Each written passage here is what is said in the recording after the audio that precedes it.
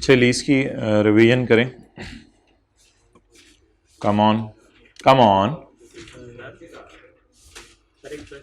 जी जी सर ये मतलब कल नहीं किया था, इसमें इस मैक्सिमम कॉस्ट को हम डिस्काउंट कर रहे हैं, लेकिन पीपी में तो नहीं करते। अच्छा भैया, कल वाले सवाल का सॉल्यूशन मैं निकाल रहा हूँ। कल वाले सवाल का सॉल्यूशन जो क्लास में किया था, पास पेपर क्वेश्चन नंबर 12। इसमें एक दो चीज़ें हैं वो सॉल्यूशन में मत देखिएगा अभी, क्योंकि अभी तक हमने डीकमीशनिंग डिटेल से नहीं पढ़ी। क्वेश्चन नंबर 12,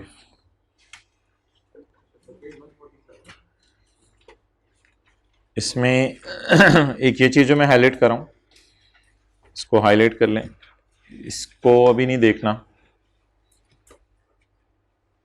और P&L में ये फाइनेंस कॉस्ट, बाकी कुछ बच्चों का सवाल आ रहा है कि वो डिसमेंटलिंग वाली एंट्री कल वाली ज़रा दोबारा बता दें, तो वो वैसे ही कोई एग्जांपल कर लेते हैं, उसमें दोबारा एंट्री बताने की क्या ज़रूरत है, उसी जैसी कोई चीज़ कर लेते हैं।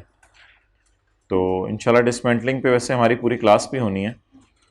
ये पेज 164 है, तो इसलिए मुझे कोई उसकी इतनी टेंशन नहीं है, क्योंकि डिसमेंटलिंग की एंट्रीज उसमें डिटेल से बताई जाएंगी।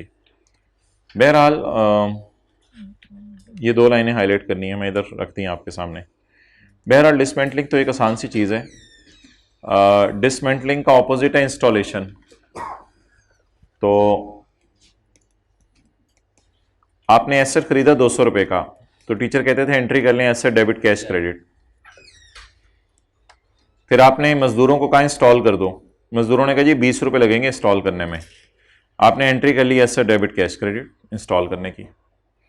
फिर स्टैंडर्ड कहते हैं यहां खड़े होकर ना अंदाजा लगाएं कि एंड पे कितने का डिसमेंटल होगा। आपने कहा जी मजदूर मांगेंगे 30 रुपया 3 साल बाद डी इंस्टॉल करने का, तो उसकी एंट्री कल हमने करने की कोशिश की थी, क्योंकि वो तो फ्यूचर एक्सपेंस है, लेकिन उसकी प्रेजेंट वैल्यू निकालनी पड़ेगी। तो उसकी एंट्री हमने करने की कोशिश की थी एसेट डेबिट प्रोविजन क्रेडिट, यानी पेएबल क्रेडिट। तो वो हमने कहा था कि अगर 10% डिस्काउंट रेट है, मिसाल के तौर पर 10% डिस्काउंट रेट है, 3 साल बाद डिसमेंटल होना है, 30 × 1.1 रेज़ टू पावर -3। क्या जवाब आया? 22.5। तो आई होप शायद थोड़ा सा आपको कॉन्सेप्ट क्लियर हुआ हो। इंस्टॉलेशन को एसेट की कॉस्ट में डालते हैं और डी इंस्टॉलेशन की प्रेजेंट वैल्यू को एसेट की कॉस्ट में डालते हैं, बट इसको नोट करने की बिल्कुल जरूरत नहीं है, इतनी डिटेल से 2 दिन हमारी क्लासें होनी है डिसमेंटलिंग की, कि आपकी सोच है। जी आप बताएं। ना ना ना ना ना, पीपी में 30 ऐड नहीं होता था, पीपी के अंदर अब ये सारा ऐड होगा। 30 ऐड गलत है। अगर आप कुछ करते रहे हो तो हो सकता है FR1 के अंदर कोई टीचर ने अधूरी बात बताई हो, वो पूरी बात नहीं होगी, प्रेजेंट वैल्यू ऐड हुआ करेगी। अब सही चीज समझ लो जो करनी है। ओके, तो ये था जी थोड़ा सा कॉन्सेप्ट डीकमीशनिंग का। अच्छा, अब आपका होमवर्क ये होगा कि लेक्चर 1 से लेके 26 तक मैं सारे नोट्स इकट्ठे करके एक PDF फाइल बना के अपलोड कर दूंगा और व्हाट्सएप ग्रुप में भी सेंड कर दूंगा ऑनलाइन वालों को। तो ये जो PDF फाइल होगी, इसमें से आपने प्रायोरिटी पे सिर्फ IFRS 16 में देखना है कि पहली क्लास में क्या करवाया। फिर आपने सवाल पे नज़र मारनी है कि पहली क्लास में ये करवाया। उस सवाल पे आपने नज़र मारी, जब उस सवाल पे आपने नज़र मारी तो आपको अंदाज़ा हो गया कि यार ये सवाल जो है वो मुझे समझ आ गया है, तो इसको तो मुझे करने की ज़रूरत नहीं है। तो फिर आप अगले सवाल की तरफ स्विच कर गए या उसके सोल्यूशन पे नज़र मार ली।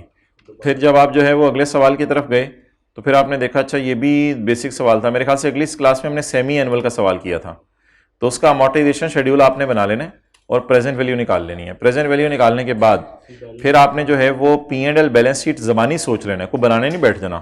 P&L बैलेंस शीट आपने ज़बानी सोच लेना है कि कैसे बनेगा, और जनरल एंट्रीज अमोर्टाइजेशन शेड्यूल पे उंगलियां रख के ये जनरल एंट्रीज होंगी। सारा फटा डिस्काउंटिंग का, सिर्फ डिस्काउंटिंग का फटा होता है, और कोई नई नई फिगर्स अगर सवाल के अंदर आ जाएं तो उनका फटा होता है। उन फिगर्स को कहाँ लेके जाने वो है। तो मेरे ख्याल से अगर आप हर सवाल की PV निकाल लेंगे और अमोर्टाइजेशन शेड्यूल बना लेंगे तो बाकी आपका टाइम फिर भी घर में सेव हो सकता है। तो ये मैं आपको करने को कह रहा हूँ कि आप हजरात जो है वो ये फाइल अपलोडेड होगी इंशाल्लाह आज अपलोड हम कर देंगे। तो इस फाइल में आपने देखना है चीज़ों को, IFRS 16। अब देखेंगे जैसे क्लास 3 खुली है तो क्वेश्चन 4 हुआ था पेज 73 पे, उसे खोल के उस सवाल को पढ़ के उसका डेट, इंस्टॉलमेंट, प्रिंसिपल, इंटरेस्ट वाला कॉलम बना के सवाल की रिक्वायरमेंट पढ़ के P&L बैलेंस शीट सोच लिया। ये पूरी एक्सरसाइज आपको शायद 7-8 घंटे ले या 10 घंटे ले शायद, तो 2 दिनों पे स्प्लिट कर लीजिएगा, 5-5, 6-6 घंटे। तो जो भी करना है आपने लीज को करके आना है, क्योंकि लीज के बेस पे IAS 12 में भी आज हम कुछ करेंगे, लीज के बेस पे IAS 12 भी है, आगे IAS 21 भी है, फाइनल अकाउंट भी है, अगले टॉपिक्स भी हैं। तो इसलिए लीज को ज़रा पक्का करके आना है बस, ताकि कोई चीज़ें आपकी मिक्सअप ना हो। तो एक चीज़ जो मिक्सअप हो रही थी कल कुछ बच्चों की, उनके लिए सुन लें। वो हजरात ये पूछ रहे थे, तो एक होमवर्क में आप IFRS 16 के लेक्चर नोट सारे देख लीजिएगा, और दूसरा जो है वो IAS 38 फिर आपको आप पूरा करने की ज़रूरत नहीं। IAS 38 भी ना आपका बड़ा टॉपिक है, क्योंकि हमने जो एक टॉपिक किया है वो छोटा टॉपिक था IAS 41, वो 8 नंबर का है, वो फिर भी आपको आता है। IAS 38 पहले का किया हुआ है, उसमें से 15 से 16 नंबर का सवाल आता है। हाँ 8 का भी आ सकता है, लेकिन ये लीज और IAS 38 पूरे 15-15, 16-16 नंबर के सवाल भी इसमें से आते हैं। तो इसलिए IAS 38 के पास पेपर ज़रूर कराइएगा, प्रैक्टिस के ना भी कर सकें सवाल, लेकिन लीज में सारे सवालों पर एक दफ़ा नज़र मारनी है। तो ये 2 चीज़ें होमवर्क के अंदर होंगी। बस अभी फ़िलहाल इतना कर लें, काफ़ी है। बाकी इंशाल्लाह मुझे उम्मीद है कि 70-80% बच्चा तो इफेक्टिवली यूटिलाइज कर लेगा इन छुट्टियों को। और बच्चे क्लास के बाद आके कहते हैं काश आप पहले बता देते कि सिलेबस में अगली चीज़ें, पिछली चीज़ें रिवाइज़ करने का टाइम नहीं देंगी। तो चलो पहले बता के देख लेते हैं। आज मैं पहले बता रहा हूँ आपको कि अगली चीज़ें जो आनी है वो पिछली चीज़ें रिवाइज़ करने का टाइम नहीं देंगी। ख़ासतौर पर जब IAS 12 शुरू हो जाएगा फिर तो हमें सर को जाने का टाइम नहीं मिलेगा। तो इसलिए मोहतरम फिर अभी से कर लें, ये मौका है। और टैक्स वालों ने तो एग्री किया है, वो बच्चे भी नए नए अंदर पाते हैं, ताज़ा PRC करके आए होते हैं, तो उन्होंने तो एग्री किए हैं हम इस तरह दिन गुजारेंगे जैसे वेडनेसडे को ICAP का पेपर है, ट्यूसडे को ICAP का पेपर है, तो इस तरह हमने 4-5 दिन गुजारने हैं। तो आप माशाल्लाह बड़े हो गए हुए हैं, बड़े बच्चे जो है वो थोड़ा सा आराम से मानते हैं बात। तो आप भी अगर इस तरह अगर दिन गुजार लें, 4-5 के ट्यूसडे को ICAP का पेपर है, थोड़ा सा सोचें अगर ICAP एक अनाउंसमेंट करे कि IFRS 16, IAS 41, IAS 38 जिसने पढ़ा है वो पेपर आके दे सकता है, और हम इसी पे शायद पास कर दें, तो भूल जाएगा आपको ईद है, मैं बता रहा हूँ भूल जाएगा। आप कहेंगे यार डू और डाई है, बस डू और डाई है। वो वाला जज्बा किसी तरह जिंदा कर सकते हैं अपने अंदर?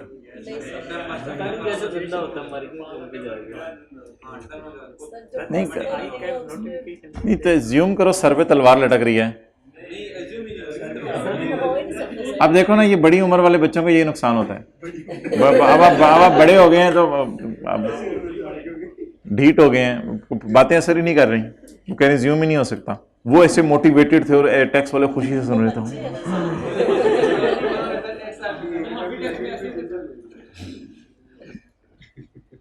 मेरे तो ख्याल से आप लोग मैच्योर हो गए हैं, जरा ज्यादा बिहेव करेंगे प्रोफेशनल तरीके से। ये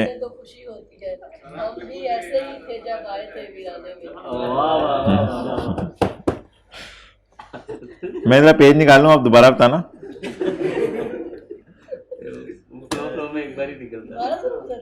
हाँ हाँ, नहीं इतनी स्लो प्रोसेसिंग नहीं, आप लोग इधर आ जाएं। पेज 67,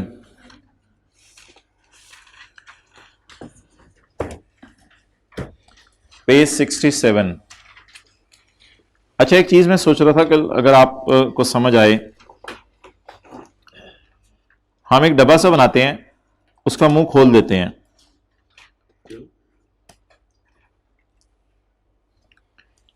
इसमें हम डालते हैं डाउन पेमेंट, रेंटल, GRV या परचेज ऑप्शन या टर्मिनेशन की पेनल्टी। इसमें से स्क्वीज करके इसकी निकाल लेते हैं हम PV, इसमें स्क्वीज करके PV निकाल लेते हैं। ये स्क्वीज हो रही है, PV निकल आई है। जब PV निकल आई तो PV को एक बड़े वाले डब्बे में डालते हैं, जिस डब्बे के अंदर IDC भी डाल दें और जिस डब्बे के अंदर इंस्टॉलेशन भी डाल दें, और PV ऑफ डी इंस्टॉलेशन भी डाल दें। अब इस डब्बे का नाम क्या बन जाएगा? ROU। तो मेरे ख्याल से ये वाला जो पोर्शन है, ये मैंने आपको कहा था debt is working one. Down payment, rental, GRV, purchase option, penalties. हाँ मुझे पता है रेंटल में से माइनस होते हैं इंसेंटिव, तो इन चीजों को जब आप एक वर्किंग में डालते हैं तो उनकी पीवी बाहर निकल आती है। फिर पीवी बी डालनी है आपने आरओयू की कॉस्ट के अंदर, और आईडीसी भी डालनी है, और इंस्टॉलेशन भी डालनी है, और डी इंस्टॉलेशन की प्रेजेंट वैल्यू भी डालनी है। फिर वो जो डब्बा बनेगा इसका नाम होगा, तो क्या मैं कह सकता हूं आरओयू में ज्यादा चीजें पड़ी होती हैं एज कंपेयर टू पीवी? तो आरओयू की कॉस्ट में क्या क्या पड़ा होता है? प्रेजेंट वैल्यू, लॉयर की फीस, इंस्टॉलेशन, डी इंस्टॉलेशन की प्रेजेंट वैल्यू। चलें जी,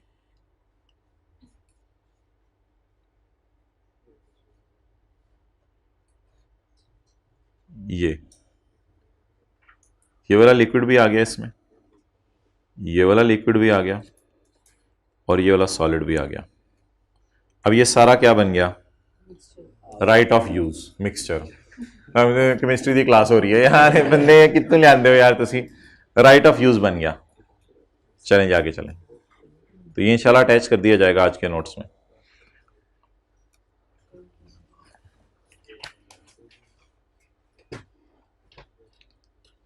तो आरओयू में रेंटल वगैरह जाते हैं या इनकी पीवी जाती है? पीवी जाती है। बीवी क्यों जाती है? बीवी तो अल्हम्दुलिल्लाह रहती है इधर ही। लेकिन ये ना कभी जिंदगी में असूल बनाना कि बीवी तुमने अपने घर जाना हो तो मेरे से पूछ के जाया करो। हाँ बता के चले जाया करो, ये कहते हैं जरूर। अच्छा जी, कुछ नहीं, वो बात हो रही थी मेरी और इनकी, फ्यूचर की बातें हो रही थी। तो ये जी down payment, rental, purchase option, और डाउन पेमेंट, रेंटल, और ये सारी चीजें आपकी प्रेजेंट वैल्यू के कैलकुलेशन में चली जाएंगी। फिर प्रेजेंट वैल्यू उधर से आ जाएगी वर्किंग वन से। फिर आरओयू में आईडीसी भी डालेंगे, और आरओयू में प्रोविजन फॉर डिसमेंटलिंग भी डालेंगे। अच्छा, डेप्रिसिएशन में लेसी में दो बातें हैं।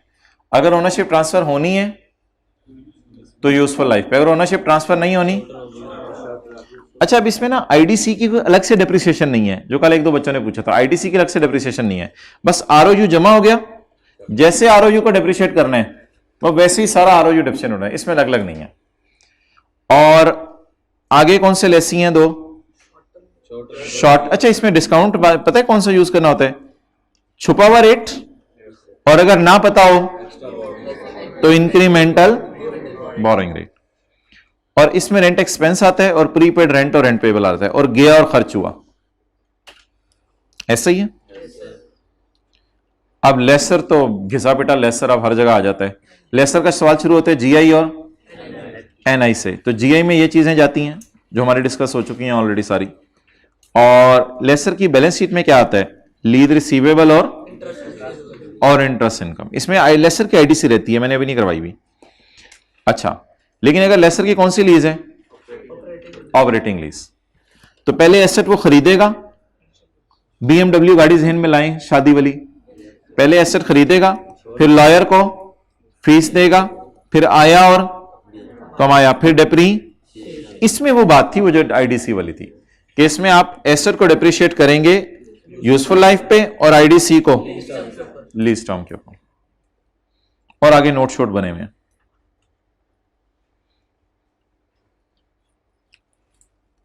और ये अगला finance lease manufacture dealer lessor है, ये मैं आपको भी नहीं दिखा रहा क्योंकि इस पे अलग से प्रॉपर्ली क्लासेस होनी है। अब वो हमारा एक सवाल रहता है IAS 41 का, वो निकाल लें आज। चारा लिया था बाहर के मुल्क से, याद है कुछ? चारा लिया था बाहर के मुल्क से, छोड़ दिया था हमने सवाल कि जब IAS 21 पढ़ेंगे तब करेंगे। तो चारा लिया था बाहर के मुल्क से, चारा चारा चारा चूनू कौन बोल रहा है? Page number Rocky Road Limited 595।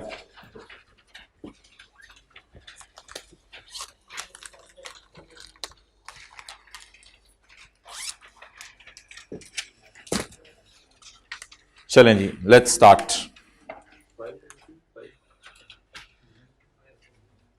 Rocky Road Limited के पास 2000 काउस थी, ये डिस्कशन हमारी हो गई थी।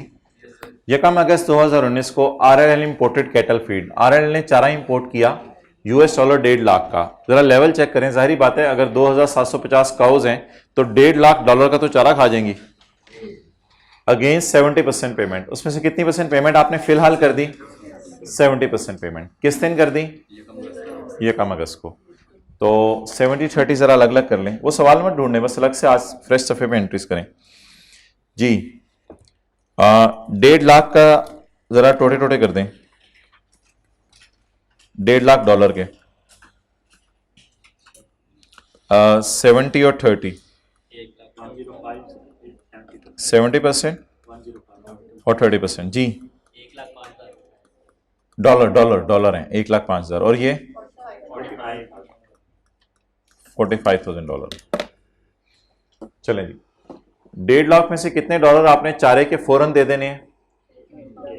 1,05,000 डॉलर। तो ये पेड होंगे या पेएबल होंगे? पेड। और बाकी पेएबल होंगे, क्योंकि चारा तो इंपोर्ट हो गया, इंपोर्टेड चारा पूरा आ गया, इंपोर्टेड चारा पूरा आ गया और पेमेंट 70% अभी हुई है, तो बाकी 30% पेएबल में चली जाएगी। तो कुछ इस किस्म की एंट्री बनेगी, कैटल फीड डेबिट और कैश क्रेडिट और पेएबल क्रेडिट। देखा नहीं ऊपर, एक minute, cattle feed debit, cash credit और payable credit. RLL also paid 5% custom duty on import. तो वैसे तो चारे के ऊपर IS2 लगा लें कि सेल तो नहीं होना, लेकिन IS2 टाइप समझ लें। तो आप बता दें कस्टम ड्यूटी एसेट की कॉस्ट में ऐड करनी या नहीं करनी? चारे की कॉस्ट में IS2 में करते थे नहीं करते थे? Custom duty, non refundable taxes, ये सारी चीजें एसेट की, ट्रांसपोर्टेशन, ये ऐड होती थी एसेट की कॉस्ट में। तो RLL also paid 5% custom duty. By default custom duty non refundable होती है, कस्टम ड्यूटी नहीं फंड होती कभी। तो RLL also paid 5% custom duty. अब ये भी एसेट की कॉस्ट में क्या करेंगे? ऐड करेंगे। The feed is specifically designed to provide vital nutrients to cows that keep them healthy and improve the quality of their produce। अच्छा ठीक है, तो इससे एंट्री पे क्या फर्क पड़ेगा? चल लगे छोड़े परे। एट ईयर एंड, चले ठीक है, नॉलेज बढ़ा लें। The feed is specifically design to provide a vital nutrients to cows that keep them मोटा and improve the quality of their produce. दूध आप यानी लेवल चेक करें ना, जो इंपोर्टेड चारे का निकला हुआ दूध है, ओह यार उधर से इंपोर्टेड चारा खा रही है, इधर थनों से दूध निकल रहा है, क्या मजे का दूध होगा वो। 30% of the amount is payable. बड़ी गल बड़ी बात बताई। 30% अमाउंट इज पेएबल। ओ फिर 40% ऑफ चारा इज अनखा। काउस खाने लगी, लेकिन हमने कह दिया नहीं अगले साल, लड़ रही हैं थोड़ा सा और खाने दो, नहीं कहा नहीं अगले साल। 40% चारा कब खाएंगी? अगले साल। तो इसकी इंशाल्लाह हम एंट्री करेंगे। 40% चारे को पड़े रहने देंगे हम इन्वेंट्री में, और बाकी 60% चारे को खर्चे में डाल देंगे। ये इंशाल्लाह एक एंट्री करेंगे, बड़ी आसान सी एंट्री है। वो एंट्री इस तरह बनेगी कि कॉलेज वालों ने 3 मार्कर खरीदे, 3 मार्कर्स में से 2 मार्कर क्लासेस में इस्तेमाल हो गए, 1 मार्कर पड़ा रह गया। तो जो मार्कर पड़ा रह गया वो इन्वेंट्री में चला जाएगा, और जो इस्तेमाल हो गए वो एक्सपेंस में चले जाएंगे। तो ये इस किस्म की एक एंट्री है, वो इंशाल्लाह भी करेंगे तो हम पता चल जाएगा। अब सिर्फ एक्सचेंज रेट्स मुझे चाहिए। एक्सचेंज रेट यकम अगस्त को, हाँ जिस दिन आपने चारा खरीदा है, यकम अगस्त का रेट भी अवेलेबल है। 31 दिसंबर का कौन सा रेट होगा? ईयर एंड का। हाँ 31 दिसंबर का रेट भी अवेलेबल है, ईयर एंड का। एवरेज रेट अगस्त से दिसंबर में ये रहा है। एवरेज रेट तो हम कहीं नहीं यूज करते मेरे ख्याल से, हमने कोई ऐसी बात नहीं पड़ी। अब ऑब्वियसली है कि आपको समझ नहीं आ रही करेगा तो कुछ ना कुछ तो उसने देना होता है। जो बंदा सर एवरेज रेट दे दिया, सर कुछ ना कुछ तो करना होगा ना भाई, जो आपको क्लास में करवाया वो तो कर लें पहले, तो इसको इग्नोर करना है, ये तो ज्यादती है, हो गई अब। और एवरेज रेट साल का भी दे दिया है, तो इन दोनों रेट्स को क्रॉस कर दें। एवरेज रेट्स को कुछ नहीं करना। चलें जी, चारा खरीदने की एंट्री, डेट बताएं। यकम अगस्त 19। कैटल फीड डेबिट,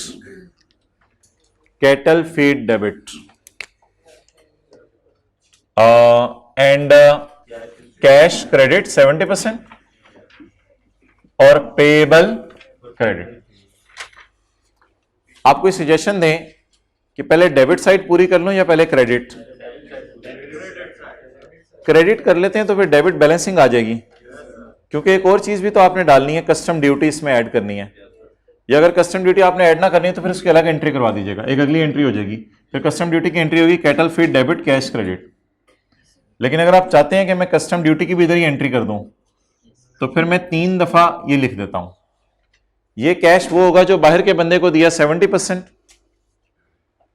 ये कैश वो होगा जो बाहर के बंदे को देना है 30%, ये कैश वो होगा जो पाकिस्तान में चारा आने पे पाकिस्तान की कस्टम अथॉरिटीज को जमा करवाया।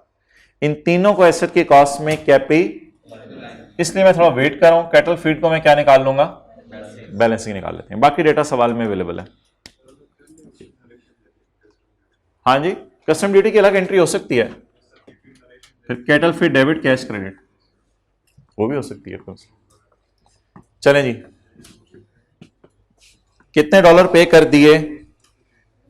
1,05,000। कितना रेट है यकम अगस्त को? 164।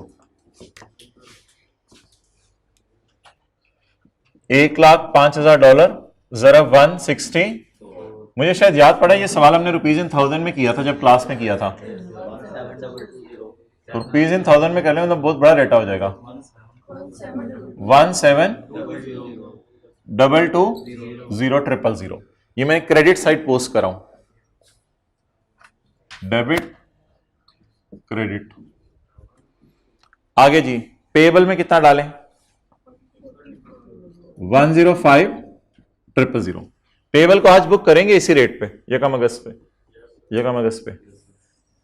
45,000 इंटू रुपीज 7380। कोई नहीं भाई, वो यूट्यूब पे ले लेगा जो रह गया। मेन बात तो इस सवाल के बाद अभी शुरू होनी है। अच्छा जी, आप मुझे बता दें कि 30% जो है वो पेमेंट हमने बाद में करनी है, तो इस वक्त रेट क्या चल रहा है यकम अगस्त को? 164 जी। 7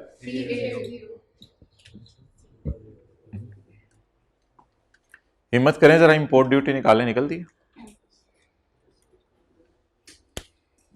इंपोर्ट ड्यूटी, कोशिश करें निकालने की।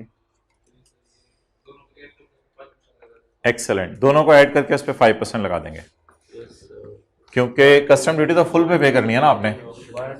Also paid 5% custom duty on import. अब इंपोर्ट के मौके पे ये तो नहीं देखा जाएगा कि कस्टम वाले आपको कहें यार कितने पैसे आपने दे दिए, कितने देने हैं। वो तो कहेंगे बस चारा सारा आ गया, तो वो इंपोर्ट ड्यूटी तो पूरी मांगेंगे। तो 172220 प्लस 7380 इंटू 5%, 1230। इसका तो फॉरेन करेंसी से ताल्लुक ही कोई नहीं, ये तो पाकिस्तान को पे करनी है आपने। तो मैंने रुपीस को पकड़ा है और रुपीस को पकड़ के मल्टीप्लाई कर दिया है 5% से। अब कैटल फीड की कॉस्ट बैलेंसिंग निकाल लें। 25830।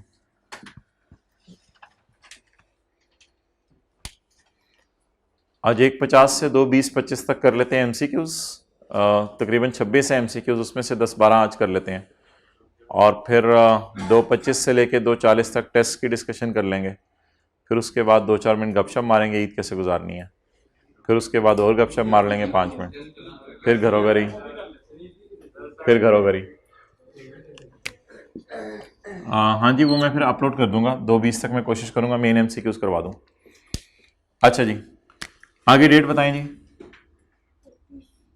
31/12/19। अच्छा, पहले मुझे बताएं कि कोई एक ऐसी एंट्री जो आपके जहन में आ रही हो 40% फीड के अलावा। नहीं, एग्रीकल्चर प्रोड्यूस तो नहीं,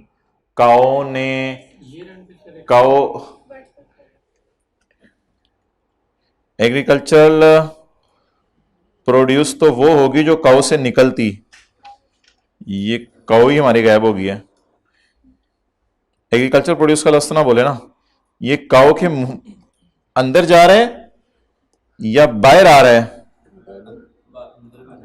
चारा, चारा सवाल में चारे का डेटा दिया हुआ, दूध कितना निकला नहीं बताया हुआ, तो अंदर जा रहा है, ये चारा अंदर जा रहा है, तो इसलिए एग्रीकल्चर प्रोड्यूस का लफ्ज ना बोले। क्या बोल रहा है?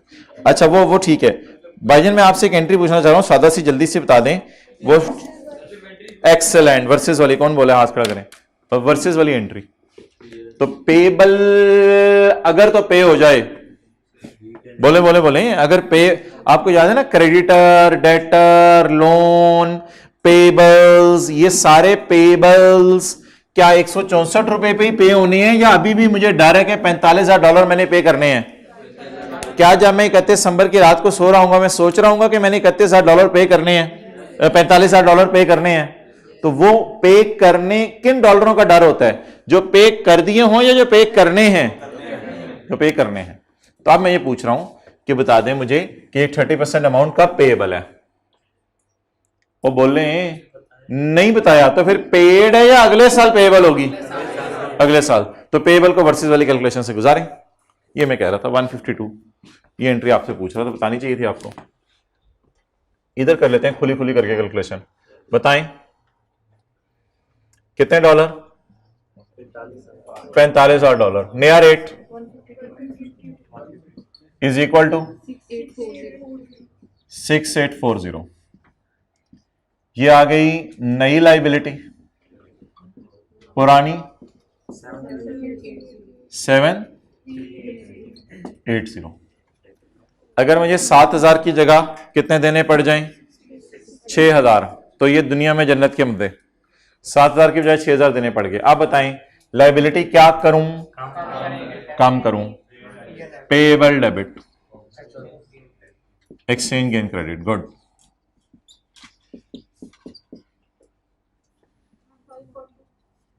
$540।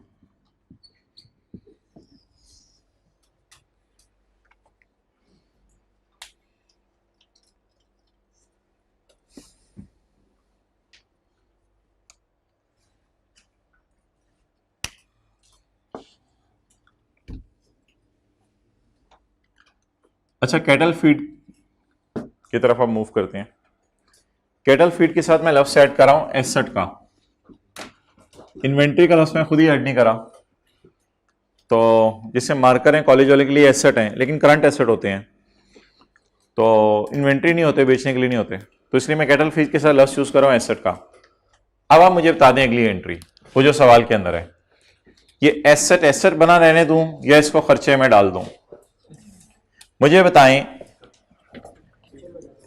चारे की अलग डिस्कशन है, चारे को खाया जाएगा, और पेएबल की अलग डिस्कशन है, पेएबल को पे किया जाएगा। तो मुझे बता दें 40% ऑफ चारा अभी तक नहीं खाया, तो क्या मैं लिख सकता हूं आगे 60% इज यूज्ड? सोच के बताएं एंट्री किसकी करूं, खर्चे में क्या डालूं? खर्चे में क्या डालूं, 40% या 60%? कितना चारा खरीदा? 100%। कितना चारा खरीदा? उसमें से सवाल क्या कह रहा है, कितना नहीं खाया? तो क्या एज्यूम करें, कितना खा लिया? एज्यूम क्या करना है, हकीकत है 60% खा लिया। तो 60% की कोई खाने की मुझे एंट्री बताएं, चारा खाने की एंट्री, ताकि मैं एक्सपेंस रिकॉर्ड करूं अपना। एक्सपेंस डेबिट, एक्सपेंस डेबिट, और cattle feed asset account credit. कितना चारा लिया था? 25,830। इसमें से कितना सवाल के मुताबिक नहीं खाया? 40%। तो हमने फिर एक और नई फिगर निकाली जो सवाल में नहीं दी हुई थी, कितना खा लिया? तो भाई ये एंट्री ना खाया से होगी, यूज किया से। 1549।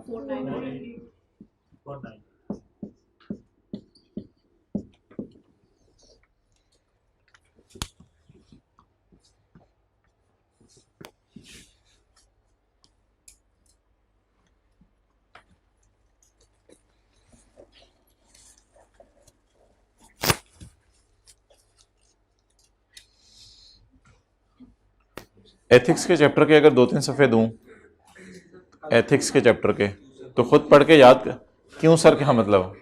तो पढ़ के याद करेंगे ये लोग, आप लोग, ये बड़ी ईद पे याद करने हैं? नहीं, एथिक्स पढ़े नहीं हुए, टेक्स्ट में भी पढ़े होंगे। और किस क्लास में पढ़े हुए हैं? और किस में? इंट्रोडक्शन टू बिजनेस में भी एथिक्स पढ़े हुए हैं, कॉन्फिडेंशियलिटी। अच्छा चले जी, ये हो गया पूरा हमारा। ये 3 एंट्रीज थी सारे की। उसको जो स्टॉक है उसको एनआरवी पे कॉस्ट पे कुछ नहीं करना। नहीं, स्टॉक को एनआरवी कॉस्ट का कोई चक्कर नहीं है, बस कॉस्ट पे पड़ा रहने दें। ये मार्केट टाइप मैंने बताया कोई चीज़ है, ये स्टॉक तो है नहीं जिसको बेचना है। अच्छा, एक चीज़ किसी के जहन में आ रही हो कि 40% स्टॉक किधर गया? हाँ, वो बैलेंस शीट में नजर आ जाएगा, बैलेंस शीट में नजर आ जाएगा। तो बैलेंस शीट इसकी बना दें, मुझे बैलेंस शीट बना दें। बैलेंस शीट में जरा सोल्यूशन में जाके अगला सफा करें, सोल्यूशन में जाके मुझे कैरी डाउन बताएं, काउस का कितना है, काउस का कैरी डाउन बायोलॉजिकल एसेट। तो गड़बड़ हो गई है। एक कोई वर्किंग देखे ना जहां ईयर एंड गेन निकाला हुआ है, उसकी क्लोजिंग फिगर, वर्किंग नंबर बताएं, एंट्रीज में मत ढूंढें, वर्किंग नंबर 3, वर्किंग 3 में क्लोजिंग बैलेंस बताएं। यहां आपको नजर आ रहा है 2750 का उस लिखा होगा कहीं, 2000 अलग, 750 अलग, जैसे भी लिखा होगा। तो क्लोजिंग वैल्यू बताएं। 15685। अच्छा, ये वो आ गई बायोलॉजिकल एसेट। इधर से आप फिगर्स बता दें क्या आनी है, इधर से फिगर्स बता दें क्या आनी है। करंट एसेट्स में बताएं, कैटल फीड खरीदी कितनी थी? 25830। इधर देखें ना, इस्तेमाल कितनी हो गई? 100% खरीदी थी, 60% खाई, तो अनयूज्ड बता दें, अनयूज्ड 13332। ये अनयूज्ड कैटल है, कैटल फीड। तो ये अनयूज्ड चाह रहा है, ये नहीं करंट एसेट है, ये करंट एसेट में चली जाएगी, ये अगले साल इंशाल्लाह खा लेंगे। Current liabilities, pebbles. पेबल्स के 2 तरीके होते हैं। एक तरीका यह होता है कि 7380 में से 540 माइनस कर दें, और थोड़ा सा अगर अकल लगाएं तो फिर खाली इस फिगर को बिठाया जा सकता है, 6840।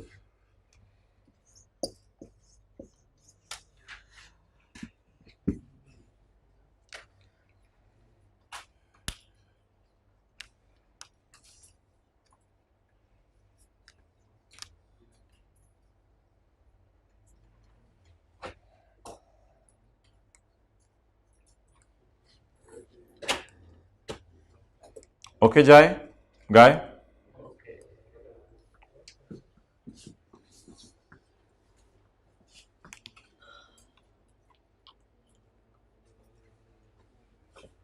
P&L बनवाएं।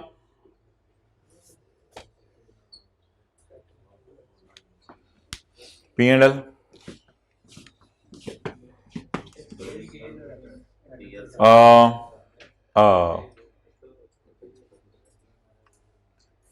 ये किसी को याद हो कि बायोलॉजिकल एसेट खरीदते ही लॉस क्यों आता था? इनिशियल रिकॉग्निशन पे लॉस आता था, याद है? लॉस ऑन इनिशियल रिकॉग्निशन आता था, कॉस्ट ऑफ सेल वगैरह माइनस होती थी। और ईयर एंड के ऊपर गेन आता था बायोलॉजिकल एसेट को महंगा करने से, ये 24205, ये याद है? तो इसकी जरा बनाते हैं P&L। Change in fair value less cost to sell, change in fair value, नहीं वो तो अलग है ना, change in fair value at year end. Year end के ऊपर चेंज इन फेयर वैल्यू का गेन लॉस कितना आया बोले? 24,205। ये कोई P&L उस तरह का तो होता नहीं कि सेल कॉस्ट ऑफ सेल हो। 24,205। Loss on initial recognition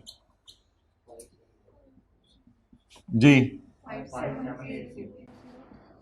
5780। ये तो वो डाटा है जो आज हमने यूज नहीं किया, लेकिन पिछली क्लास में कभी हमने सॉल्व किया था, हमने एंट्री से देख लिया। Loss on initial recognition. अब इधर से बनवा दें जो रह गया।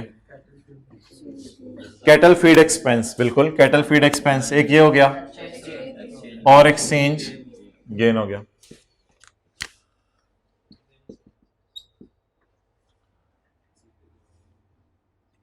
कैटल फीड एक्सपेंस कितने परसेंट? 60% वाला या 40% वाला? 60% वाला। 40% तो उन्होंने यूज नहीं किया ना, 60 यूज हो गया।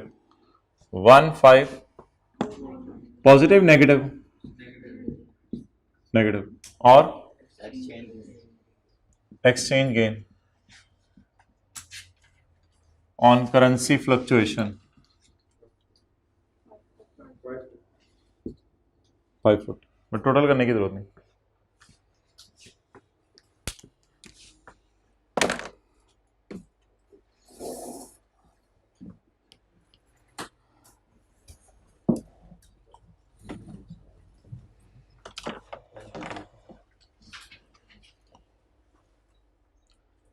पेएबल अगर पे ना हो तो बैलेंस शीट में जाता है।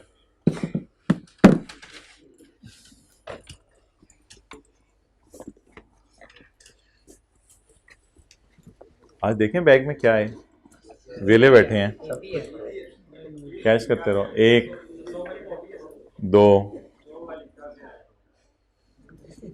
3 4 5 6 क्या?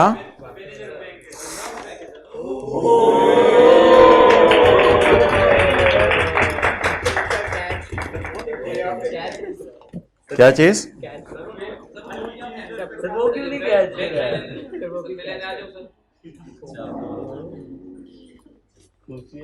चलो चीजें वापस दे दो। ये तूने हैंड फ्री लगा लिया, शर्म नहीं आती? ओ भाई ये किसी इसको वापस ले से। अच्छा अच्छा ठीक है। आप पूरी होगी? कितनी थी? जो जो जिस जेब से निकाली उसी में डालो। कुछ ऐसी थी जो यूज ने, कुछ अनयूज रखी हुई है। यूज अलग अलग रखनी थी, अनयूज अलग रखनी थी। चलो चलो रख दो, अभी मैं कर लूंगा घर जाके। नोट नोट पॉज करो जरा। हाँ ले लो, कितने की लेनी? कितने की आप बताए ना? 5000। करो भाई शुरू। मैं serious.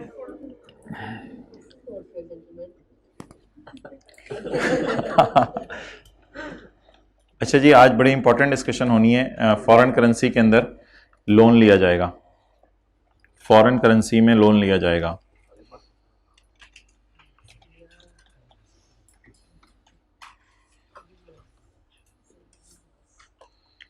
Page number 456, page number 456। BS limited, भाई उस क्लास से आके व्हाइट बोर्ड मिटा दें, किसी को भेज दें। या छोड़ो छोड़ो, बैठो ना, बैठो बैठो ना। वो यह भी मैं सवाल पढ़ाना है ना, प्लीज सवाल पढ़ाना है मैंने। BS limited, a Pakistani company, obtained 5 year long term loan. BS एक पाकिस्तानी कंपनी है, उसने 5 साल का लोन लिया है। तो हम IAS 21 में वापस आ गए हैं। From Gilbets, Gilbets in Mexican peso, peso. The terms of the loan were as follows. Gill ने हमें क्या ट्रांसफर किया है? गिल ने $1,00,000, 1,00,000 मैक्सिकन पैसो ट्रांसफर किए हैं उसने हमें हमारे बैंक अकाउंट में। किसने ट्रांसफर किए हैं? यकम जनवरी 2014 को। आप बता दें कि ये लोन लिया है या दिया है? लोन लिया है या दिया है? लोन पेएबल टाइप अकाउंट बनेगा, लोन रिसीवेबल टाइप। रिसीवेबल कहां से हो गया? ऑब्टेन्ड लोन, ले रहे हैं लोन जी। पेज नंबर नहीं मिल रहा, 456 456। The interest rate in the lease is, या loan was 7.931%। BS is required to make repayments of $25,000। इसमें प्रिंसिपल भी शामिल है और इसमें इंटरेस्ट भी शामिल है।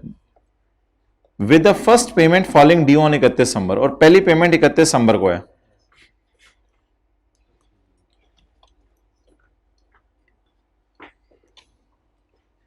कोई चीज अगर आपने ऑब्जर्व की हो तो बताएं।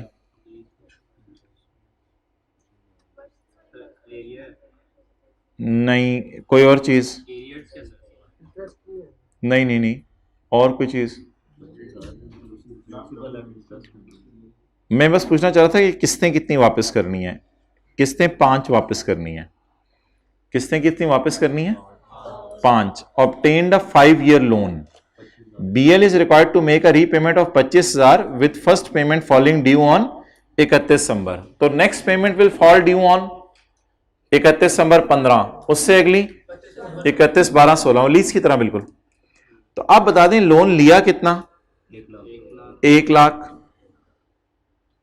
कितना वापस करना है? 25,000 ज़रब 5। अब क्यों वापस करना है 1 लाख लेके 1,25,000? 25,000 इंटरेस्ट होगा, लेकिन अगेन लीज की तरह आपको पता है वो इंटरेस्ट ये नहीं होगा कि 25,000 को 5 पे डिवाइड कर दो तो 5,000 इंटरेस्ट निकल आएगा। वो अमोर्टाइजेशन शेड्यूल बनेगा प्रॉपर, क्योंकि इस 25,000 में प्रिंसिपल भी है और इस 25,000 में इंटरेस्ट भी है। तो मैं ये पूछना चाह रहा था बस, लोन आपने कितने सालों में वापस करना है? वो आपने 5 सालों में वापस करना है। BS limited has rupees as its functional currency. Pakistan में इसकी फंक्शन जो कर रही है कंपनी, तो इसकी फंक्शनल करेंसी रुपीज है। The currency use in Mexican is a Mexican पैसो, उधर ये होगी। BS limited has 31 December year and relevant exchange rates 2014 का शुरू का एंड का रेट दे दिया, 15 का रेट दे दिया, और 14 और 15 के एवरेज रेट भी इसने दे दिए हैं। भाईजान एवरेज रेट आप यूज करने हैं आज, ये मैंने आपको बताना है। इंटरेस्ट एक्सपेंस और इंटरेस्ट इनकम के लिए एवरेज रेट होते हैं। इंटरेस्ट एक्सपेंस और इंटरेस्ट इनकम के लिए एवरेज रेट यूज होते हैं, तो आज हम एवरेज रेट यूज करेंगे। एंट्रीज 2 सालों की करनी है, 2014 की और 2015 की।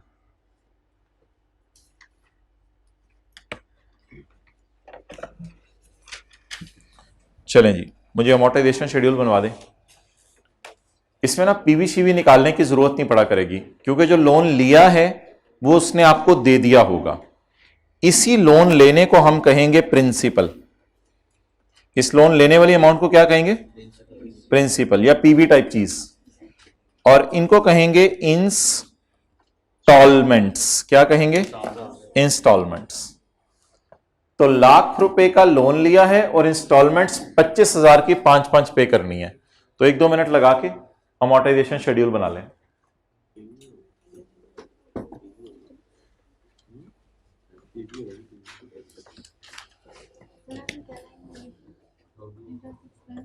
इंटरेस्ट एक्सपेंस और इंटरेस्ट इनकम को एवरेज रेट्स पर कैलकुलेट करेंगे, इसलिए कि इंटरेस्ट एक्सपेंस और इनकम ना किसी एक दिन का नहीं होता, वो किसी अरसे का होता है। ये वजह।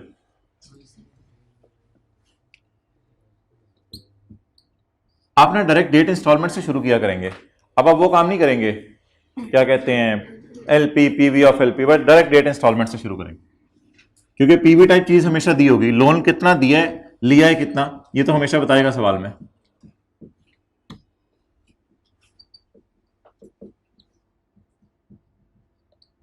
अच्छा जी, पहली बात लिखें, अमोर्टाइजेशन शेड्यूल फॉरेन करेंसी में बनेगा। अमोर्टाइजेशन शेड्यूल फॉरेन करेंसी में बनेगा, पाक रुपीज में नहीं।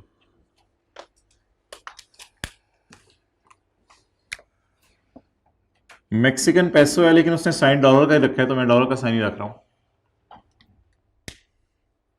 चलें जी, कितना लोन लिया? 1 जनवरी 14। कितने लाख डॉलर? $1,00,000।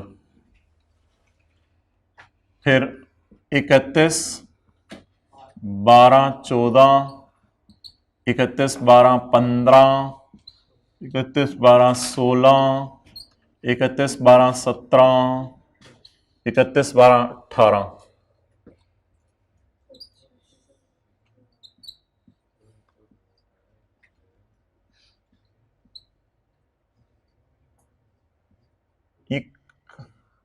ये आप लोगों की मस्जिद में हो रहा था, ये सिर्फ हमारी मस्जिद में होता है? ये 28वीं की रात को 2 सफ़े थी ईशा की नमाज में, 27वीं की रात को 6 सफ़े थी। ये आप लोगों की मस्जिद में हुआ है या सिर्फ हमारे इलाके में हुआ है? अच्छा, हर जगह ये हुआ है। अस्तगफिरुल्लाह, तो ऐसी बात ना बोला करना सबके सामने। अच्छा जी, 1 लाख पे रेट लगाएं 7.931%। 7931 जी।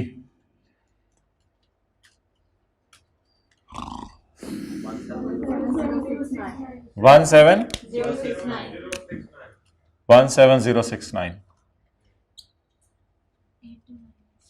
कल आप लोगों को इस टाइम घर बैठ के अजीब सी कैफियत हो रही होगी, और मुझे भी तकरीबन जब 12 बजेंगे घड़ी के, फिर तो हम वैसे ही परेशान हो जाएंगे सारे। फिर ऐसा करेंगे, हम सारे सूरज को देखने लग जाएंगे। आप अपने घर से सूरज को देखिएगा, मैं अपने घर से सूरज को देखूंगा। 82616577 423। बस छोड़े पर देखते हैं, आगे जरूरत पड़ती है तो ठीक है, नहीं तो बस एंट्रीज करके इसी पे गुजारा चला लेंगे। ओके, अब हाँ, पूरा बनाना जरूरी तो नहीं है। अब मोहतरम, हम जो है, शुक्र है लीज के एंड पे आपने ये सवाल पूछ लिया। अब मोहतरम, हम एंट्रीज करने लगे हैं, लेकिन वो एंट्रीज मैं आपके सामने गलत तरीके से करने लगा हूं। इंशाल्लाह 15 मिनट बाद सही तरीके वाली एंट्रीज भी शुरू होंगी, लेकिन वो जो एंट्रीज गलत तरीके से होंगी वो बेस बनाएंगी हमारी। तो एक बार याद रखिएगा, पाकिस्तानी कंपनी डॉलर में एंट्रीज नहीं कर सकती, तो मैं गलत एंट्रीज करने लगा हूं डॉलर में। अगर मैं डॉलर में एंट्रीज कर रहा हूं, फिर एक्सचेंज रेट भाड़ में जाए, एक्सचेंज रेट छोड़े पड़े। मुझे 1 जनवरी 14 की एंट्री बताएं लोन लेने की। Cash debit loan credit, cash debit loan credit. फिलहाल मैं डॉलर्स में एंट्रीज कर रहा हूं 1 लाख। अटेंटिव रहने, देखना चीजें किस रुख पे जा रही हैं। 31/12/14 लोन वापस करने की entry, loan debit, interest expense debit, cash credit, वही उसी पैटर्न के ऊपर। ROU debit, lease liability credit, lease liability debit, interest debit, cash credit. जी, लोन कितना वापस किया? Interest 7931, cash 25,000।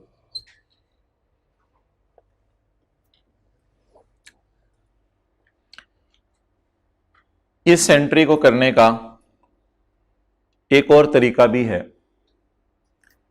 क्या ये इंटरेस्ट साथ ही पे हो गया या पेबल रहा? पे हो गया, क्योंकि 31 दिसंबर को पेमेंट हो रही है। हम ना इस टॉपिक में थोड़ी अपनी आसानी के लिए चीजें करेंगे। अगर पुराने तरीके से लीज की तरह चीजें चलाएंगे ना, तो शायद मैनेज करना मुश्किल हो जाए। इस एंट्री को मैं ब्रेक करके करने लगा हूं। आपने जरा बताना है पसंद आई या नहीं। पहले ना खर्चा एक्रू कर लेते हैं, book, interest expense debit, interest payable credit. थोड़ी सी लंबी हो जाएगी एंट्री, लेकिन क्या करें। 7931 सबर। पहले ये एंट्री कर ली, खर्चा पेबल में बुक कर लिया, और पेबल को फिर पे कर दें फौरन ही। 31 दिसंबर की डेट डाल के, डेट मेरी वही है 31 दिसंबर, लेकिन पेबल बुक कर लें। अब पेबल को पे कर दें। अब एंट्री वही सारी, loan debit, interest payable debit, cash credit. How much cash? 25,000। Loan और पेबल कितने पे खड़ा है? कितने से कम कर दें? तो शायद हम काम आसान करने निकले थे बल्कि मुश्किल कर गए। निकले थे अपनी तरफ से काम आसान करने, लेकिन मुश्किल कर गए। कैसे? एक एंट्री की बजाय कितनी एंट्रीज की? 2। लेकिन अगर आप देखें वो पेबल मैंने क्रिएट करके फौरन खत्म भी कर दिया है, तो एंट्री पीछे वही बची है। तो बताएं क्या तरीका होगा? बोलें। पहले इंटरेस्ट को एक्रू करेंगे, फिर इंटरेस्ट को पे करेंगे। इससे भी ज्यादा आसान तरीका अब हम करने लगे हैं, जो एक्चुअली हम पेपर में किया करेंगे। इससे भी ज्यादा आसान तरीका, इस एंट्री को और इस एंट्री को मैं आपके सामने दोबारा करने लगा हूं। मैं एक अकाउंट को किताबों से खत्म करने लगा हूं इस टॉपिक में, that is interest payable account. उसे किताबों से खत्म करने लगा हूं। तो मैं एंट्री कर दूंगा interest expense debit loan credit. Liability loan, मुझे पता है इंटरेस्ट पेएबल है, बैकएंड पे मुझे पता है ये इंटरेस्ट पेएबल है, लेकिन interest expense debit loan credit 7931। और अगली एंट्री अब आपने मुझे बतानी है, जल्दी से बता दें, जल्दी से, जल्दी जल्दी जल्दी जल्दी। लोन डेबिट लो, ये एंट्री आसान हो गई। Loan debit cash credit why why why, ये एंट्री क्यों आसान होगी? क्योंकि लोन बी लोन अकाउंट में पड़ा था, लोन बी लोन अकाउंट में पड़ा था प्रिंसिपल, और इंटरेस्ट को भी किस अकाउंट में डाल दिया? अब लोन का प्रिंसिपल भी पे हो रहा है, इंटरेस्ट पेएबल भी पे हो रहा है, लेकिन पेएबल को हमने डाला कहां? तो भी निकाल भी कहां से दें? लोन से। तो इसलिए आसानी हो गई। पेपर में शायद ये वाली फिगर हम इग्नोर कर सकते हैं। बस 7931 की मैंने एंट्री की है, इंटरेस्ट डेबिट लोन क्रेडिट, और 25,000 की एंट्री डायरेक्ट ही कर दो। क्या? Loan debit. ये मेथोडोलॉजी हम ऑप्ट करेंगे, जिसको मैं टिक कर रहा हूं। कुछ भी नहीं, इंटरेस्ट पेएबल अकाउंट समझ आ गई ना आप लोगों को? बाकी लोगों को समझ आइए, जरा हाथ खड़ा करें। ये देखो तकरीबन आधों को समझ आ गई है। दोबारा से सुन लो, ये चीज को घुमाना नहीं है, सादा रखें। पेएबल की जगह कौन सा अकाउंट खोल लेते हैं? लोन। जब पेएबल की जगह क्या?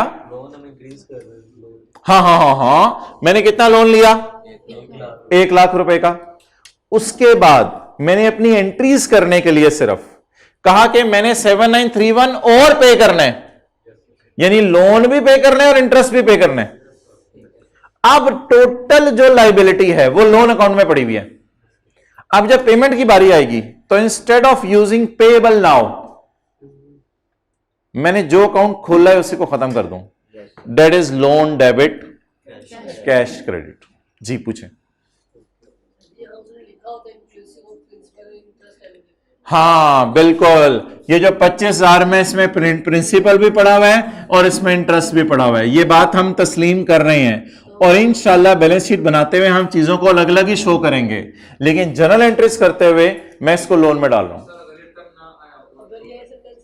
अगर ये सेंटेंस ना लिखा होता तो वो मैंने सवाल अलग से कराने, वो इंशाल्लाह 2 दिन बाद करवाने, जिसमें वो प्रिंसिपल अलग से पे कर रहा होगा और इंटरेस्ट अलग से पे कर रहा होगा। अभी तो मैं कोई और कॉन्सेप्ट समझाना चाह रहा हूं कि एंट्रीज को सिंप्लीफाई कैसे करना है, नोट कर लें। अभी भी अलग अलग की है, लेकिन बहुत आसानी होने वाली है जिस वक्त हम अभी सवाल सॉल्व करेंगे। अगर वो सवाल सॉल्व ना, अगर इस तरह की आसानी ना करें तो करेंसी का एक्सचेंज रेट इतना तंग करेगा आपको कि बहुत ज्यादा टाइम लगेगा पेपर में। जी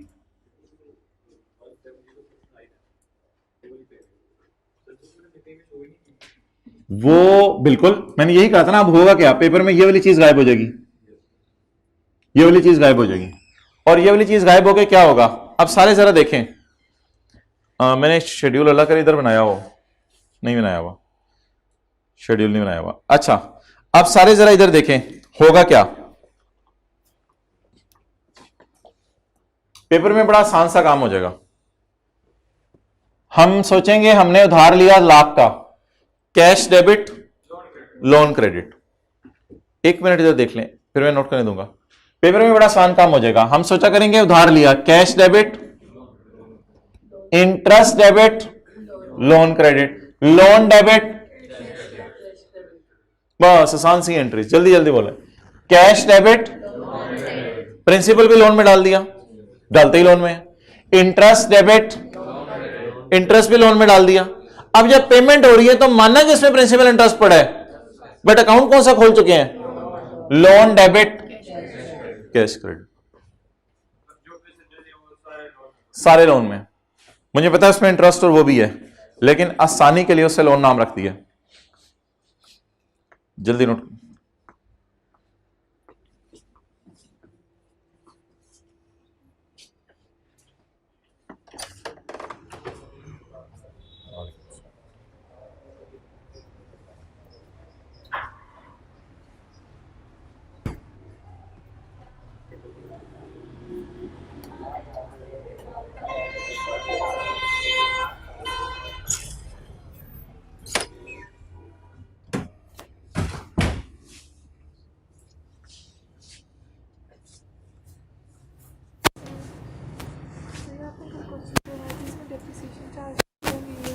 दी नहीं, लाइफ नहीं दी हुई।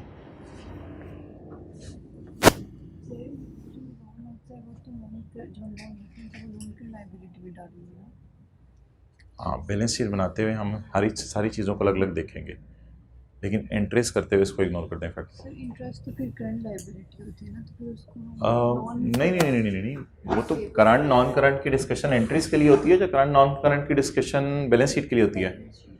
और दूसरी बात, इस लाख में भी से तो करंट नॉन करंट पड़ा होता है, उसको भी तो कभी हमने अलग नहीं किया।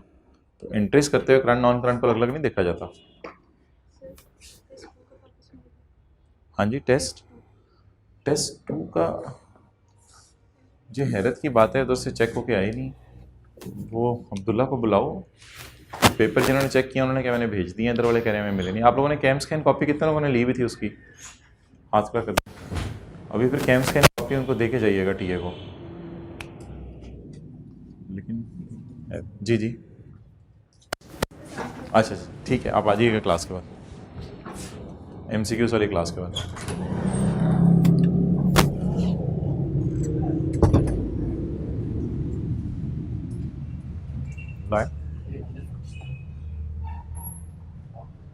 यार मुझे डिटेल में बताएं कितने टेस्ट असलम भाई लेके गए हैं, कितने वापस लाए, वो बंडल किधर है? फीमेल हाइब्रिड वाला, वो कह रहे हैं हमने चेक कर दिया। आप जरा ग्रुप में मैसेज करके लालम को कहें पूछें कितने टेस्ट आपको मिले थे। इधर ही ढूंढो, इधर ही होंगे टेस्ट।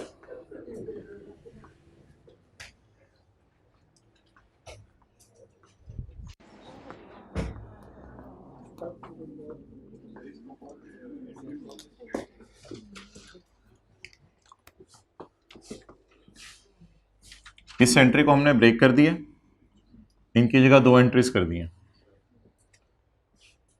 इस वजह से कि रेट जो है ना करेंसी वाला, वो यूज करना यहां कॉम्प्लिकेटेड हो जाना था। अभी मैंने आपको बताना था कि इंटरेस्ट एक्सपेंस के लिए रेट यूज करें एवरेज, इसके लिए कोई और रेट यूज करें। फिर वो ना एक ही एंट्री में जब 2-2, 3-3 रेट आने थे ना, तो वो एक नया स्यापा खड़ा हो जाना था। अभी हम बड़ा कंफर्टेबली चलेंगे। इस एंट्री में जब भी इंटरेस्ट बुक होगा ना, तो हम कौन सा रेट यूज कर लिया करेंगे? करेंसी का एवरेज रेट। तो ऐसा कर क्यों रहे हैं? ऑब्वियसली हमें शौक नहीं है लीज के टॉपिक से हट के अपने लिए नया स्यापा खड़ा करने का। जैसे हमने ऑपरेटिंग लीज में एक साइंस मारी थी, 1-2 दिन लग गए थे आपको समझाते हुए, आया कमाया और उसकी लॉजिक और वो सारा। तो कई दफा हमें रूटीन से हटना पड़ता है आसानी के लिए, मुश्किल के लिए नहीं हटते। तो देखने में मुश्किल लग रहा है, लेकिन शायद आगे आसानी होने वाली है। अब वो आसानी क्यों होनी थी उसकी लॉजिक लोग पूछ रहे हैं, तो उसमें जाने की जरूरत नहीं है, बस आप इस पैटर्न को फॉलो करें। अच्छा जी, सादा सी बात, पहले क्या एंट्री करते थे? Loan debit, interest expense debit, cash credit. इसका एक बेहतर वर्जन जो आपको फौरन समझ आ गया था, इंटरेस्ट डेबिट पेबल क्रेडिट पहले बुक कर लें, और फिर loan debit interest payable debit cash credit. अगला मैंने क्या किया, इंटरेस्ट पेबल का अकाउंट किताबों से गायब कर दें। तो इंटरेस्ट डेबिट लोन क्रेडिट और लोन डेबिट कैश क्रेडिट। अब इस सारी बहस का फायदा क्या होगा? मिसाल के तौर पर debt, installment, principal, interest, balance. किसी ने लोन लिया 200 रुपए 1 जनवरी को, फिर 31 दिसंबर को 50 रुपए वापस किए, उसमें 38 रुपए प्रिंसिपल हैं और 12 रुपए क्या हैं? इंटरेस्ट हैं। अब मुझे 3 एंट्रीज बता दें, 200 रुपए की एंट्री बताएं। Cash debit loan credit. इस 12 रुपए की एंट्री बताएं। Interest expense debit loan credit. 50 से लोन डेबिट और कैश डेबिट। इसको इग्नोर कर दें। अब अगली एंट्री बताएं। 50 से loan debit loan debit cash credit. तो ये 3 एंट्रीज बनी। कैश डेबिट, इंटरेस्ट डेबिट, तो कौन सा अकाउंट किताबों से वाइप ऑफ हो गया है? इंटरेस्ट पेबल का, वो अकाउंट बनाने की जरूरत ही नहीं। और कौन सा कॉलम एंट्रीज में मिस करके गुजारा चल रहा है? लेकिन अगर बैलेंस शीट बनानी पड़ी तो माजरत वो फिर मैं खोल लूंगा। बैलेंस शीट में इंशाल्लाह हम करंट नॉन करंट फिर अलग करने होते हैं। बोले जी, उधार लिया, बोले इंटरेस्ट बुक किया, थोड़ा सा इंटरेस्ट और थोड़ा सा प्रिंसिपल पे कर दिया। ये प्रोसेसर स्लो क्यों हुआ है आज तरह? ओके ठीक है, तस्वीर किसी ने लेनी है ले लें, फिर हम शुरू करते हैं इसको बनाना।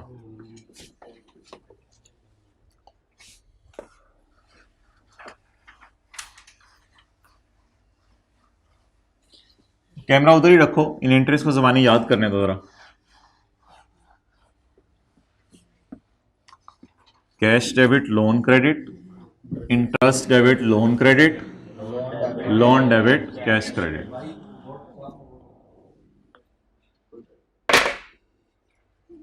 उधर से बैठ के बातें करना आसान है। छोटा भाई किचन के पास है, बड़ा भाई किचन के दूर है, उधर से कह रहा है चलो अम्मी के साथ बर्तन धुलाओ, चलो। अच्छा जी, वर्किंग नंबर 2 शुरू करें जी। वर्किंग नंबर 2, लोन का टी अकाउंट बनाना है और 3 एंट्रीज करनी है इसमें। उधार लेने की, इंटरेस्ट बुक करने की और उधार देने की, 3 एंट्रीज करनी है लोन का टी अकाउंट। जरा खुला सा करके बनाना है क्योंकि साथ साथ ना एक्सचेंज रेट से भी मल्टीप्लाई डिवाइड करना होगा, जो भी करना होगा।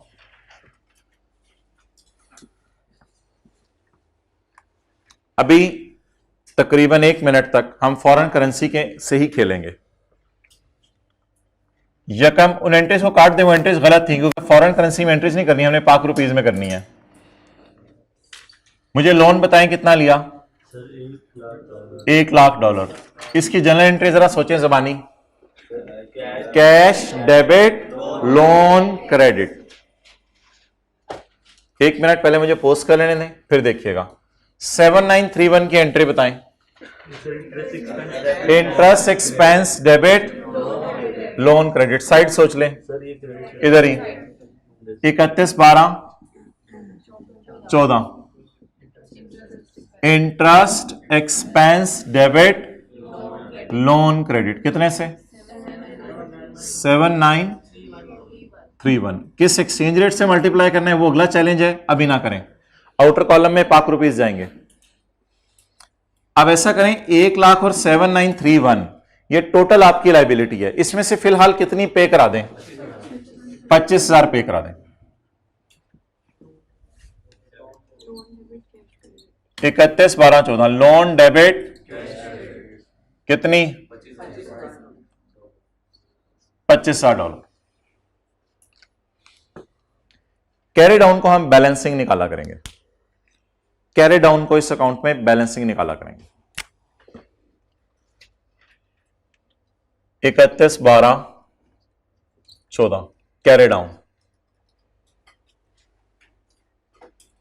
पकड़ें जी। कैरी डाउन को बैलेंसिंग निकालें। कितना लोन लिया था? 1,00,000। कितना और इंटरेस्ट देना है? असल में तो 1,25,000 देने हैं, आपको पता है। असल में तो 1,25,000 देना है। उसमें 1,00,000 ये था, 7931 ये, बाकी भी इंटरेस्ट आएगा आने वाले दिनों में। तो लाख जमा 7931 माइनस 25,000 82,931। इसके साथ मैं लिख लेता हूं बैलेंसिंग। फ्लक्चुएशन की बात आएगी अभी इंशाल्लाह, फ्लक्चुएशन की बात आएगी। अच्छा अब ये देखें एग्जैक्ट टैली कर गया है फॉरेन करेंसी में, लेकिन एक मजे की बात तो पाक रुपीज में ये टैली नहीं करना आपका, वो आपने मुझे खुद सोच के बताना है। ये फॉरेन करेंसी में टैली करके है। अभी जब पाक रुपीज का डाटा मैंने डालना है ना, तो उधर कोई और डाटा डाल रहे होंगे, इधर कोई और डाटा डाल रहे होंगे, तो वो फिर पता नहीं क्या होगा। फॉरेन करेंसी में फिलहाल हमने टैली करा दिया, तो फर्स्ट स्टेप के तौर पे आपने फॉरेन करेंसी में टैली करा दिया करना है। तो that is tally now in foreign currency. अब हर जगह रेट आपने स्पॉट यूज करना है। स्पॉट होता है उस दिन का, स्पॉट नहीं होता धब्बा उस जगह पड़ा जिसी जगह, तो स्पॉट रेट यूज करना है हर जगह, एक्सेप्ट इंटरेस्ट एक्सपेंस और इंटरेस्ट इनकम, क्योंकि ये फॉर द ईयर टाइप चीज है या एज ऑन टाइप। अगर ये फॉर द ईयर टाइप चीज है तो फिर रेट भी फॉर द ईयर टाइप होना चाहिए। अच्छा ये एवरेज रेट कैसे निकलता होगा इंटरेस्ट का? एवरेज रेट कैसे निकलता होगा? ये जरा देख के बताएं प्रैक्टिकली। ये तो पेपर का सवाल नहीं पूछ रहा, वैसे ही पूछ रहा हूं। साल के पहले दिन डॉलर कितने के? 8 रुपए का। साल के आखिरी दिन इसकी एवरेज 8.25 क्यों नहीं आ रही? इसकी एवरेज 8.25 क्यों नहीं आ रही? साल के शुरू में डॉलर 8 के, साल के एंड पे डॉलर 8.5 के, तो एवरेज 8.25 क्यों नहीं आ रही? 8.25 समझ आ गया ना कैसे? मिड में बिल्कुल मिलकर क्यों नहीं आ रही? एक्सलेंट, पूरा साल फ्लक्चुएट हुआ होगा। हमने किया क्या होगा? हमने जो है वो माइक्रोसॉफ्ट एक्सेल खोला होगा, और माइक्रोसॉफ्ट एक्सेल के अंदर हमने जो है, मैं सिर्फ आपको बता रहा हूं कि 5 दिन का एवरेज रेट कैसे निकलता है। 5 दिन का, आज यकम तारीख है, 2 तारीख है, कल 2 तारीख है, 3 तारीख है, 4 तारीख है, 5 तारीख है। तो एक दिन डॉलर जो है वो मैं कहता हूं 2 चलो 8 कर लो, 8.1 के। अगले दिन डॉलर 8.25 के, अगले दिन डॉलर 8.2 के, फिर 8 पे चला गया, फिर जो है वो डॉलर 8.1 के। अब ये 5 दिन का इज इक्वल टू एवरेज का है कोई इसमें फॉर्मूला होता है एवरेज का? ये एवरेज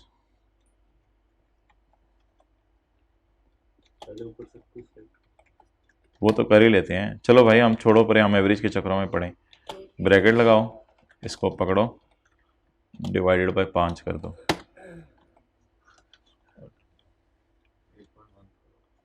कितना आ गया? 8.13।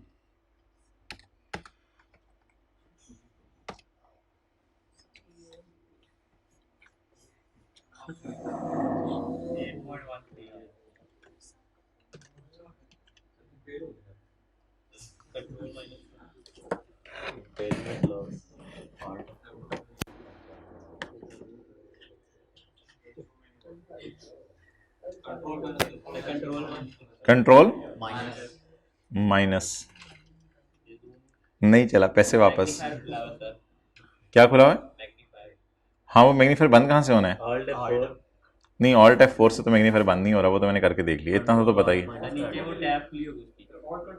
नीचे टैब खुली होगी, विंडोज डी।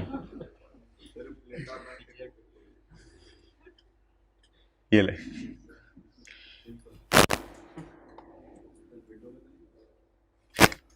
तो ये 5 दिनों का टोटल होगा, और 5 दिनों का टोटल होकर 5 से डिवाइड होगा, तो ये 5 दिनों का क्या आ जाएगा? Average rate. लेकिन अगर आपने पूरे साल का एवरेज रेट लेना है तो इस ऑर्गेनाइजेशन ने 360 दिन लिखे होंगे, 360 दिन का रेट लिखा होगा, और उसको 360 फिगर्स को जमा किया होगा, जमा करके 360 पे डिवाइड किया होगा। साल में 360 दिन होते हैं ना, या 365 समझ लें एग्जैक्टली, तो इस तरह एवरेज रेट निकलता है। तो एवरेज रेट ये नहीं होता कि साल के पहले दिन का रेट और साल के आखिरी दिन का रेट इन दोनों की एवरेज ले ली। एवरेज होता है पूरे साल की फिगर्स को जमा करके उसको 365 पे डिवाइड करते हैं, फिर एवरेज रेट निकलता है आपका।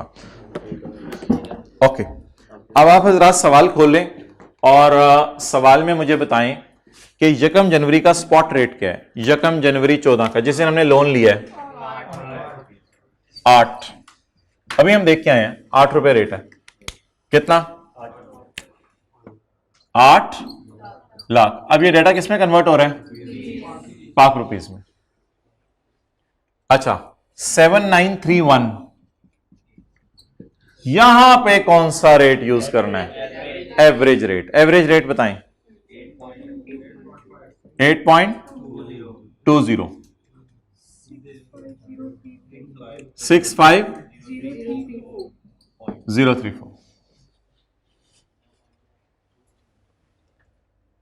अब आपने 25,000 की जब पेमेंट करनी है तो उस दिन का स्पॉट रेट बताएं। 31/12/14 का 8.5,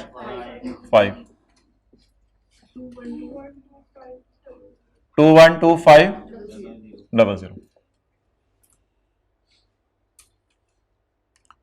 82931 इंटू 829 इन 31/12 का रेट, 31/12 का रेट यही 8.5 कितना 7014। इट इज नॉट पॉसिबल कि ये एंट्रीज चली करें।